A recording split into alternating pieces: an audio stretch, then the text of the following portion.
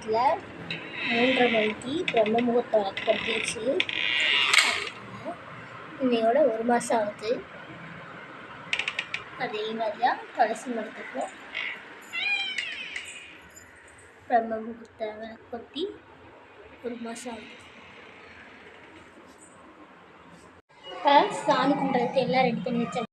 இன்றைக்கி என்ன சமையல்னா உளுந்தங்கூழ் தான் கட்டி வச்சுருக்கேன். 2 பேருக்கு எடுத்து வச்சுருக்கேன், சாருக்கும் தாத்தாக்கும். அதுக்கப்புறம் மதிய சாப்பாடு வந்து சாம்பார் வச்சாச்சு, சாதமும் இருந்துச்சு. ஒரு மாம்பழம் வெட்டி என் மகன் சாப்பிட்டுட்டு பாதி வச்சுட்டு போயிருக்கா எனக்கு.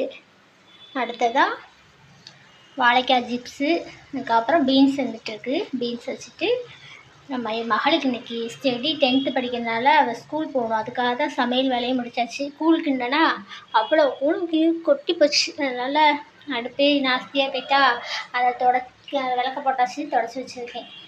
இப்போ அடுத்து நம்ம சாப்பாடு ரெடி பண்ணி எடுத்து கொண்டு வச்சுட்டு நம்ம வந்து சாமி கும்பிடலாம்.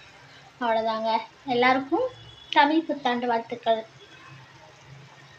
எங்கள் வீட்டில் சாமி கும்பிட்டு முடிச்சாச்சு. செடியெல்லாம் உள்ளே வந்துருச்சு. வெயில் பயங்கரமாக இருக்குல்ல, 2 செடி இருந்துச்சு.